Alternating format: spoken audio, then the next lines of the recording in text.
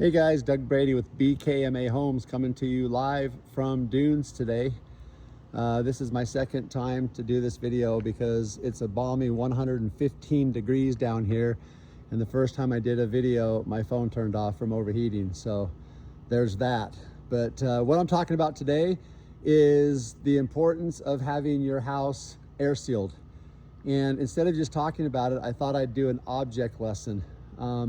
I got to give a big shout out to Matt Reisinger. When I first started getting interested in building a better house, not just on how it looks, but how it performs, I was watching a lot of his videos back in 21, and I just went down the rabbit hole. I went through the FIAS training, so I'm now a full certified FIAS builder.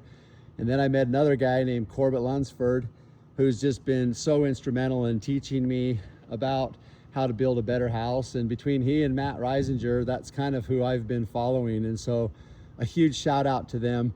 Kind of want to dedicate this house to these guys because they've been so incredible for my learning.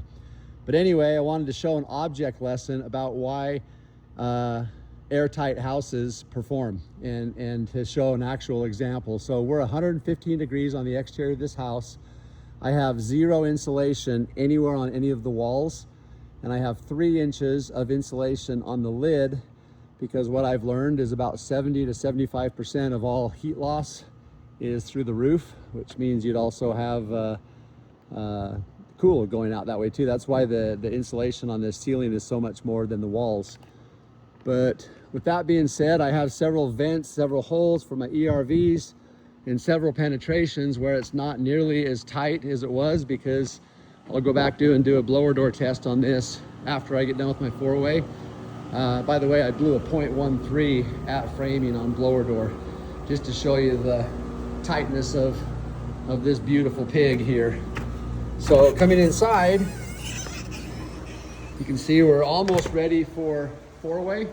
Electricians are going to town, and I wanted to show you just that there's no insulation anywhere on the inside of this house, and zero insulation on any of the exterior walls. I have 3 fans in here, and I have a 2-ton portable heat pump that's given me a vent right here to be able to show, or to be able to get some cool in this house. But right now, with the temperature at 115 degrees outside, let's go see what our temperature is inside. Look at that, 85 degrees. And we have a 27% humidity, which makes me laugh because the exterior humidity is around 14% right now. So with workers in here, they are little heat factories on all the people working here. It makes the humidity higher, plus with how tight the house is.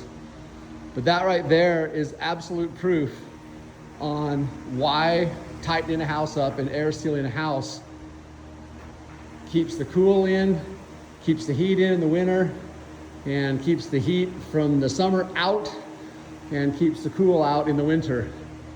So I don't know a better example than to use a 30-degree differential from my temperature from just one vent on a heat pump that has a 3,200 square foot main and 1,100 square feet of a basement in this house, and keeping this at a constant temperature of between 83 and 85 degrees. So again, shout out to those 2 incredible guys, and I'm going to keep following them for as long as I'm alive, because there's never enough time to learn everything that you can learn about building a passive and a tight and a high performing house.